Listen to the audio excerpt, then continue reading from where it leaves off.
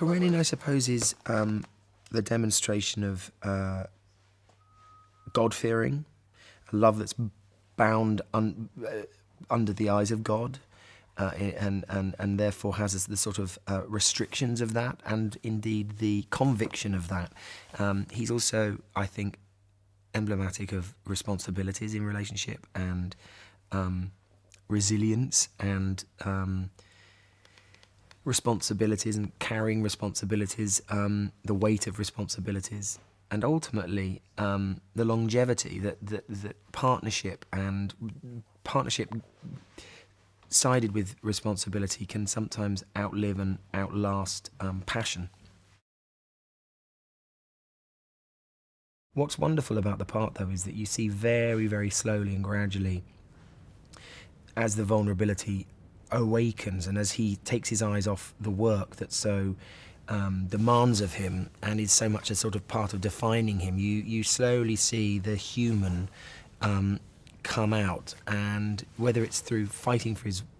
wife and the love of his wife, or fighting for his family, or indeed fighting for his son, by the end I think he's come on quite an interesting journey. I knew the basics of it. I'd never read the book, and I hadn't seen any of the original films or any of the versions on television. So I knew little moments that I think we all picked up out of the ether. But it was surprisingly easy and pleasurable to read. You often look at these giant tomes that carry such literary influence and fear them if you haven't tackled them. And this was a wonderful read and a very easy read in many ways because it's so well written. What was remarkable about the script was that, having read the script before I'd even tackled the book, was that in its own right, it was something that was so rich and so honest and sensitive in what it chose to show and when it chose to show it. You never felt that one character was being isolated as a device to enable another to look better or to understand another situation. Each of them seemed very precisely drawn. Never felt stronger than on this project about how an actor, really steps up and simply steps into the role on film, that is, that the director wants them to fulfill. And as best I can describe it, we are in a world that sort of relieves us from the sometimes overused and heavy weight of reality and frees us up into a slightly more heightened theatrical world where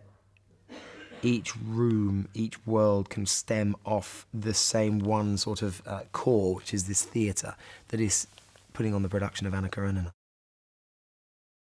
Well, that's where Joe, I think, is rather brilliant and has sort of led us into perhaps feeling comfortable in the worlds of the soirees and the balls of this particular time in Russian history, and created an environment where we are able to step up and play these strange sort of social games without feeling hindered by a sense of reality. I'm very glad again that we had time to prepare with Joe, because a lot of our conversations about the happier times and the marriage that eventually sort of falls apart before your eyes was set in stone before we started filming. Without that, if we'd just walked in, we'd, I think, missed out on a lot of nuances, because really a lot of the actual scenes we have together are very fraught and emotional, and not always the easiest of scenes to play opposite each other, because they're the sort of thing that bring up a lot of emotion, and you don't want to sit there chit-chatting in between, because the next time round you want to push it further, and so they're very painful to do, actually.